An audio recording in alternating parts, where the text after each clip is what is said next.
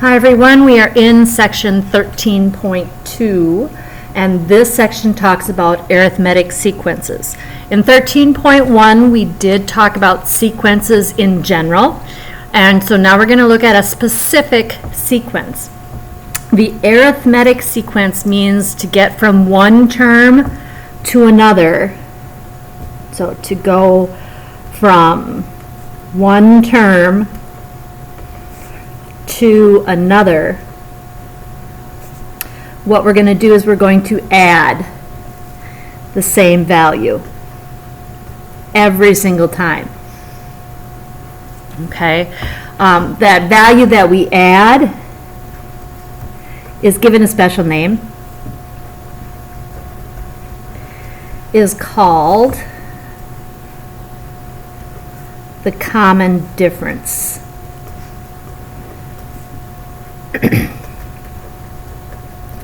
And we'd like to use the letter D to represent that. So in other words, we're going to start with some value, so let's call it A1. And then to get to the next value, we're going to add D onto it.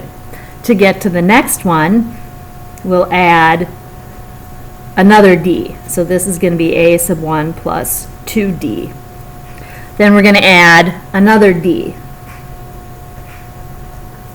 And so on and so forth all the way till we're done.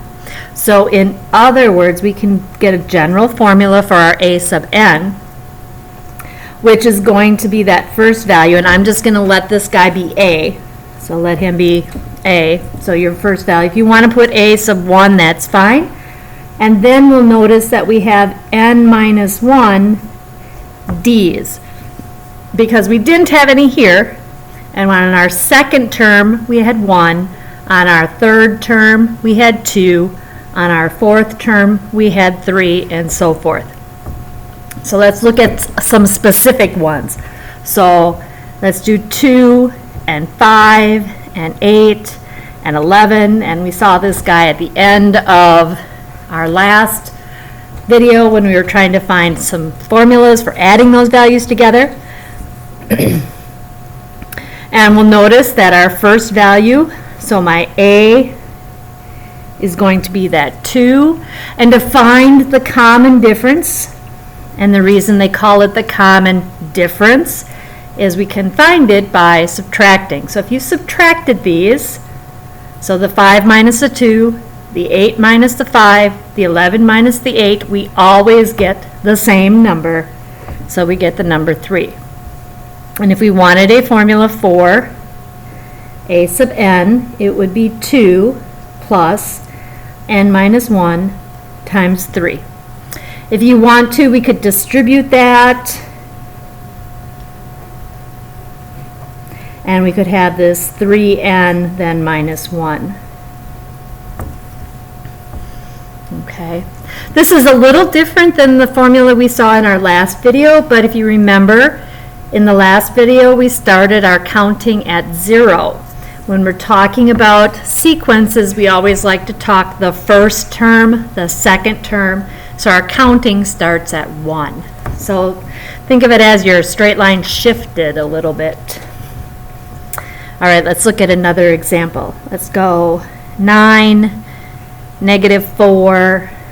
Hold on, let's leave it at a positive 4. Negative 1, negative 6, negative 11. And what I want to know is we want to find A sub 30. So I want to find that 30th term.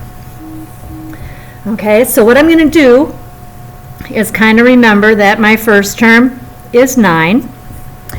And I'm going to get my common difference. My common difference would be what I added to 9 to get down to this guy. And make sure that it works every single time. We'll notice we are always adding a negative 5. So adding a negative is okay. And then I can get a formula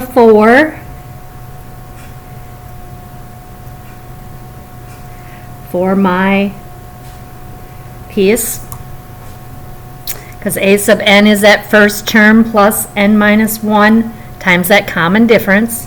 So to find a sub 30, I'm going to take 9 and I'm going to add 29 times 5, times a negative 5, I guess. So that's 9 minus, and yes, I'm going to get my calculator out. 29 times that negative 5, I get a negative 145. It's a negative 136.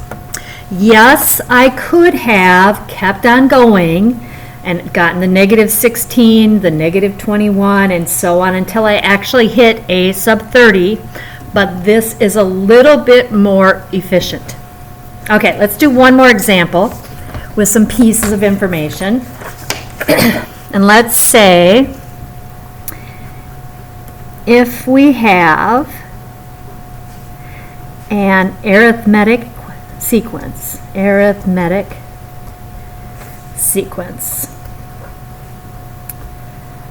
with a sub 11 equal to 52 and a sub 19 equal to 92, we want to find a sub 100.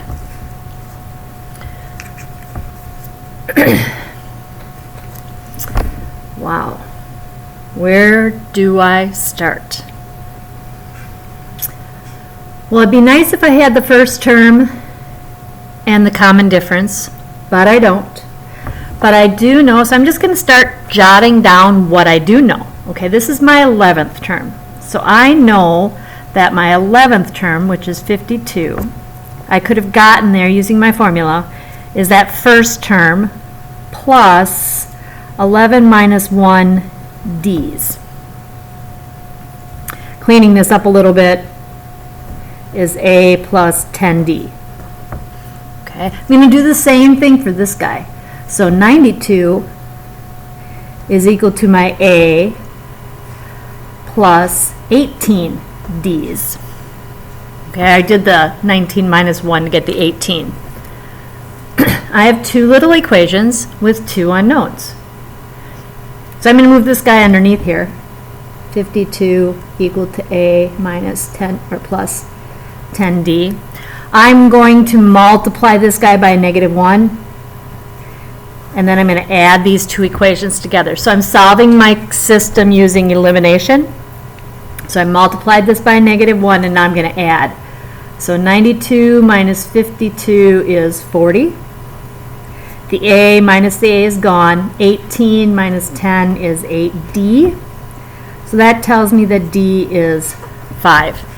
And now I can substitute this back into one of those two. I'll go back here. A plus 10 times 5. Well, that's 50. This tells me that a is 2. And now I can use this to find my a sub 100. So a sub 100 is that a plus, and I'm just going to put 99 times d. A we found already to be 2. And I need to take 99 times 5. So 99 times 5. So I get 2 plus 495. I should have been able to do that in my head. Or 497.